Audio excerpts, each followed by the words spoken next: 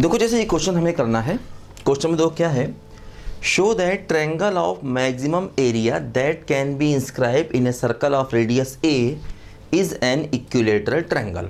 देखो ध्यान दो, जैसे मान लो ये हमारे पास एक सर्कल है, सर्कल का रेडियस ए दिया गया है ना, एक कांस्टेंट माना जाएगा। सर्कल का रेडियस ए है तो एक कांस्टेंट माना जाएगा। इसके अंदर देखो हमने ट्रायंगल बनाया। देखो ध्यान दो, मान लो मैंने फॉर एग्जांपल ये उसका बेस ले लिया ट्रायंगल का। देखो अब हम ये चाहेंगे कि इस ट्रायंगल का एरिया मैक्सिमम हो, तो क्या करेंगे, देखो अगर हमने इसका तीसरा वाला वर्टेक्स यहाँ लिया तो देखो क्या होगा, इसकी हाइट कम हो जाएगी। ट्रायंगल का एरिया क्या होता है, हाफ बेस इनटू हाइट, है ना। बेस ये फिक्स हो गया, देखो इसकी हाइट कम हो जाएगी। लेकिन अगर मान लो हम इसका तीसरा वर्टेक्स यहाँ पर लें तो देखो इसकी हाइट मैक्सिमम होगी, मैक्सिमम, और यही हम चाहते हैं, है ना। हम चाहते हैं ट्रायंगल की हाइट मैक्सिमम हो जिससे उसका एरिया मैक्सिमम हो। तो ट्रायंगल की हाइट देखो मैक्सिमम तब होगी जब उसका तीसरा वाला वर्टेक्स देखो यहाँ पर लिया जाए, ऐसे इस पॉइंट पर लिया जाए, ठीक। अब देखो जैसे ये इसका सेंटर है, तो अब देखो क्या होगा, ये तीसरा वाला पॉइंट बिल्कुल ठीक इसके ऊपर होना चाहिए, तब इसकी हाइट मैक्सिमम हो पाएगी, है ना। अगर इसके अलावा ये तीसरा वर्टेक्स कहीं भी लेंगे तो हाइट कम हो जाएगी। तो अगर बेस को हम फिक्स मान लें तो तीसरा वर्टेक्स सीधे यहाँ पर होना चाहिए जिससे उसकी हाइट मैक्सिमम हो पाए। अगर यहाँ लेंगे, यहाँ लेंगे, यहाँ लेंगे तो हाइट कम होगी, हाइट कम होगी, एरिया कम होगा। तो मतलब देखो कहने का ये है कि ये एक ट्रायंगल जो हम लेके चल रहे हैं ये ऑलरेडी आइसोसेलेस है, क्योंकि अगर हम ध्यान से देखेंगे तो देखो ये दोनों साइड्स आपस में बराबर होंगी, ये साइड और ये साइड, ये दोनों साइड देखो इसकी आपस में बराबर होंगी। मतलब ये ट्रायंगल आइसोसेलेस ऑलरेडी है, मतलब AC बराबर BC, है ना। ये हमें एक तरीके से यहाँ पर दिया गया है, ये ट्रायंगल ऑलरेडी आइसोसेलेस है। ध्यान दो, AC बराबर BC, देखो ये हमें यहाँ पर दिया गया है, ये ट्रायंगल ऑलरेडी आइसोसेलेस ट्रायंगल है, ध्यान दो, ठीक। तो मतलब ये ट्रायंगल आइसोसेलेस है, अब हमें इसे इक्विलेटरल प्रूव करना है। आइसोसेलेस क्यों है, क्योंकि हमें इसकी हाइट को मैक्सिमम रखना था।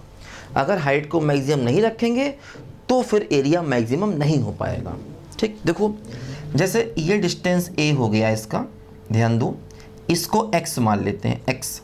देखो ये भी डिस्टेंस A हो जाएगा क्योंकि देखो ये रेडियस है, ये A, ये A, ये ट्रायंगल का रेडियस। अब देखो जैसे इस पॉइंट को अगर हम m मान लें तो देखो AM को निकाला जा सकता है पाइथागोरस थ्योरम से, क्या होगा, √A² माइनस x², है ना।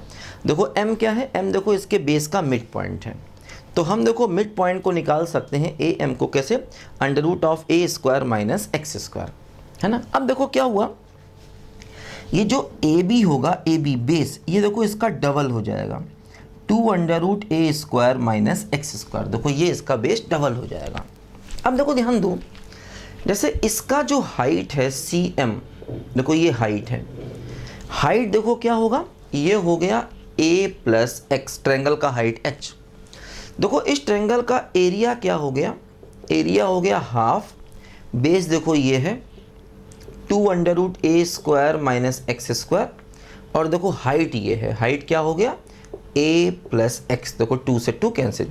देखो ये हमारे ट्रायंगल का एरिया हो गया, √A² minus x² into A plus x। अब देखो इसमें अकेला वेरिएबल x है, A कांस्टेंट, A देखो क्या है, A है सर्कल का रेडियस, और A को क्या माना जाएगा, A को कांस्टेंट माना जाएगा। देखो इसमें अकेला वेरिएबल x है, तो हम इसको अब x के रेस्पेक्ट में डिफरेंशिएट कर सकते हैं, ठीक है। देखो इसको A मान लिया जाए एरिया को, देखो dA/dx निकाला जाए, है ना। दो क्या होगा, पहला फंक्शन, ठीक है, दूसरे का डिफरेंशिएशन, A का 0 x का 1, ठीक। पहला फंक्शन, दूसरे का डिफरेंशिएशन, ठीक है, प्लस देखो दूसरा फंक्शन और पहले का डिफरेंशिएशन क्या होगा, देखो रूट का क्या होगा, 1/2√A² माइनस x², और इसका करेंगे तो क्या आएगा बोलो, -2x आएगा, ध्यान दो, है ना। तो हमने क्या किया, एरिया को डिफरेंशिएट किया, पहला फंक्शन दूसरे का डिफरेंशिएशन प्लस दूसरा फंक्शन और पहले का डिफरेंशिएशन, है ना। रूट का डिफरेंशिएशन क्या होगा, 1/2 रूट दिस, इसको करेंगे तो -2x आएगा। देखो अब यहाँ पर क्या होगा, हम लोग डिफरेंशिएशन को 0 करेंगे। एक बात और ध्यान दो, देखो यहाँ पर जो x की वैल्यू है वो 0 से लेकर के, है ना, जो x है वो 0 से लेकर a तक हो सकता है, a से ज़्यादा नहीं हो सकता x, है ना, ये बात ध्यान दो। x 0 से लेकर के a तक हो सकता है, ठीक है। खैर चलो जरूरत नहीं पड़ेगी उसकी, देखो ध्यान दो। अब हम क्या करेंगे, इस एरिया को मतलब इस डिफरेंशिएशन को 0 के इक्वल कर देंगे, है ना। देखो हमने क्या किया कि हाइट को निकाला, बेस निकाला, हाफ बेस इंटू हाइट से एरिया को निकाला, उसका डिफरेंशिएशन किया। अब डिफरेंशिएशन को 0 कर दिया, दो क्या बचा, √a² माइनस x² प्लस, देखो ये 2 से 2 कैंसिल, देखो ये हो जाएगा -x into a plus x upon √a² minus x² बराबर 0। देखो 2 से 2 कैंसिल, ये माइनस देखो यहाँ पर आ गया, ठीक है। अब देखो थोड़ा इसको सिंप्लीफाई किया जाए, एलसीएम लिया जाए।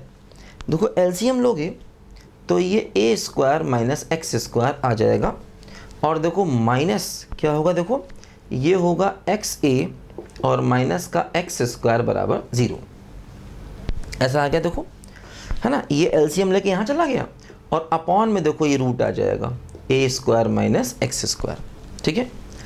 अच्छा अब देखो क्या होगा, इसे इधर मल्टीप्लाई कर देंगे तो देखो ये न्यूमरेटर में बचेगा a² माइनस x², ठीक है, माइनस xa और माइनस x² बराबर 0। देखो ये हो गया माइनस का 2x² माइनस xa प्लस का a² बराबर 0। अब देखो ये हो गया 2x² प्लस का xa माइनस a² बराबर 0, ठीक। अब देखो इसको हम लोग फैक्टराइज करेंगे तो 2x² प्लस का 2ax माइनस का ax माइनस का a² बराबर 0। देखो 2x कॉमन लेंगे तो x plus a minus a common लेंगे तो x प्लस a बराबर 0। अब देखो यहाँ से x प्लस a आया और दूसरा आया 2x माइनस a बराबर 0। देखो इसको अगर हम 0 करते हैं तो x की वैल्यू -a जो कि पॉसिबल नहीं है क्योंकि x नेगेटिव नहीं हो सकता। इसको देखो 0 करेंगे तो क्या होगा, x इक्वल टू बचेगा a/2। अब हमें डबल डेरिवेटिव को, है ना, एरिया मैक्सिमम करना है तो डबल डेरिवेटिव को नेगेटिव शो करना होगा। ये काम खुद से करेंगे, है ना। देखो डबल डेरिवेटिव को नेगेटिव शो करेंगे, ठीक है। और वैसे भी देखो अकेला ही पॉइंट आया है तो इसी पॉइंट पर एरिया मैक्सिमम होगा ही होगा, है ना। हालांकि देखो जो अपना x है ना, x वो 0 से लेकर के a तक होगा, है ना, 0 से लेकर a तक होगा। देखो जैसे अगर हम x को रखेंगे 0, है ना, तो एरिया मिलेगा a², है ना। और अगर हम x को रखेंगे a तो एरिया हो जाएगा 0, मतलब ना तो इस पॉइंट पर ना इस पॉइंट पर, किसी पॉइंट पर देखो एरिया मैक्सिमम नहीं होगा। लेकिन अगर आप x को a/2 रखोगे तो देखो यहाँ से एरिया मैक्सिमम हो जाएगा, ठीक है। अब देखो जरा यहाँ पर ध्यान दो, x की वैल्यू a/2 आ गई। अब हम ये दिखाएंगे कि डबल डेरिवेटिव इसका नेगेटिव होगा तभी एरिया मैक्सिमम है। अब देखो ये कैसे प्रूव होगा कि ये ट्रायंगल, है ना, इक्विलैटरल ट्रायंगल है। देखो ये बात कैसे प्रूव होगी कि ये ट्रायंगल इक्विलैटरल ट्रायंगल है। देखो x आ गया a/2, ठीक है, x की वैल्यू देखो a/2 के बराबर आ गई। अब देखो यहाँ से अगर हम चाहते हैं ये ट्रायंगल इक्विलैटरल प्रूव करना तो देखो हमें एक्चुअली क्या होगा, ये वाला जो एंगल है उसे 60 लाना होगा, क्योंकि देखो आइसोसेलेस तो ये पहले से ही है, आइसोसेलेस पहले से ही है। अगर ये एंगल 60 हो गया तो ये भी 60 हो जाएगा, क्योंकि अगर ट्रायंगल आइसोसेलेस है तो कन्फर्म है ये दोनों एंगल आपस में बराबर होंगे। तो अगर ये 60 है तो ये भी 60 हो गया, बचा तीसरा वो भी 60 हो जाएगा, कन्फर्म है, तो इक्विलैटरल प्रूव हो जाएगा, क्योंकि इसको आइसोसेलेस मान के हम पहले से ही चल रहे हैं, है ना। तो अगर हम इतना प्रूव कर दें कि ये एंगल 60 है तो ये ट्रायंगल इक्विलैटरल प्रूव हो जाएगा। देखो बड़ा आसान काम है। दो कैसे, देखो जैसे हमने ये डिस्टेंस निकाली AM। देखो ये वाला एंगल निकाल लो, मान लो ये एंगल थीटा है ना। देखो क्या होगा, अगर हम यहाँ से tan थीटा निकालें, देखो इस ट्रायंगल से अगर हम tan थीटा निकालें तो tan थीटा क्या होगा, देखो परपेंडिकुलर मतलब CM अपॉन बेस यानी कि AM है ना, परपेंडिकुलर अपॉन बेस। देखो CM क्या होगा, देखो CM क्या होगा x प्लस ए। देखो ये हो गया x प्लस ए और अपॉन AM देखो निकाल चुके हैं, अंडर रूट ए स्क्वायर माइनस एक्स स्क्वायर, ठीक, अंडर रूट ए स्क्वायर माइनस एक्स स्क्वायर। देखो x की वैल्यू a/2 रख दो तो क्या हुआ बोलो, a/2 प्लस ए अपॉन अंडर रूट ए स्क्वायर माइनस, देखो ये क्या होगा a स्क्वायर बाई 4। देखो ऊपर क्या बचा, ऊपर बचा 3a/2 और देखो नीचे 3a स्क्वायर बाई 4, तो देखो नीचे बचेगा अंडर रूट 3a/2। देखो ये कुल मिलाकर के रूट 3 आ जाएगा। तो tan थीटा की वैल्यू अगर रूट 3 है तो इसका मतलब थीटा की वैल्यू 60 डिग्री हो गई, जो हमें प्रूव करना था। ठीक, क्या किया देखो फिर समझो ध्यान से, हम ट्रायंगल को आइसोसेलेस लेके चल रहे थे और हमने उसके एरिया को मैक्सिमाइज किया। जब एरिया को मैक्सिमाइज किया तो dA/dx निकाला, क्योंकि देखो इसमें अकेला वेरिएबल x है। ठीक, तो अब देखो dA/dx को जीरो किया, उससे x की वैल्यू मिली। अब हमने डबल डेरिवेटिव को नेगेटिव किया, जो हम कर लेंगे खुद से। ठीक, अब हमें ये शो करना था कि ये ट्रायंगल एक इक्विलेटरल ट्रायंगल है ना।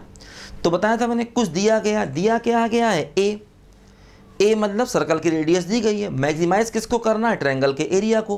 प्रूफ क्या करना है कि ये ट्रायंगल इक्विलेटरल है ना।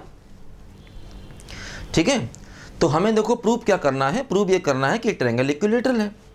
तो देखो ये आइसोसेलेस तो पहले से ही था, क्योंकि ये एंगल इसके बराबर था, ये कन्फर्म है।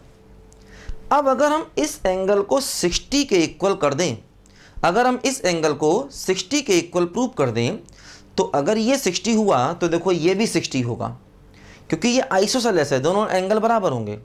आइसोसेलेस में क्या होता है, दोनों साइड्स बराबर होती हैं और दोनों एंगल भी बराबर होते हैं, है ना। तो ये 60 हो गया तो ये भी 60 हो गया, क्योंकि आइसोसेलेस है। अब बचा हुआ तीसरा, वो होगा 180 माइनस इन दोनों का सम, तो वो भी 60 हो जाएगा। तो इसका मतलब ये ट्रायंगल एक इक्विलेटरल प्रूव हो गया। तो देखो हमने tan थीटा की वैल्यू निकाली, कैसे, देखो CM अपॉन AM। CM क्या होगा, a प्लस एक्स, क्योंकि tan थीटा होता है परपेंडिकुलर बाई बेस, तो a plus x upon AM। AM देखो यहाँ से हमको पहले से मालूम था, ये रहा AM, यहाँ रख दिया। CM क्या हो गया, देखो a प्लस एक्स, ऊपर देखो a प्लस एक्स, नीचे अंडर रूट ए स्क्वायर माइनस एक्स स्क्वायर। देखो x की वैल्यू क्या है, a/2। x की वैल्यू देखो a/2 ऊपर भी रख दी और देखो नीचे भी रख दी। ठीक, तो ऊपर a/2 प्लस a, तो कुल मिला के क्या हो गया 3a/2। नीचे देखो a स्क्वायर माइनस x की वैल्यू a/2, तो a स्क्वायर बाई 4। तो देखो नीचे क्या हो गया 3a स्क्वायर बाई 4, उसका रूट क्या आ गया, रूट 3a/2। ऊपर क्या आ गया, ऊपर आ गया 3a/2, नीचे देखो क्या आ गया, रूट 3a/2।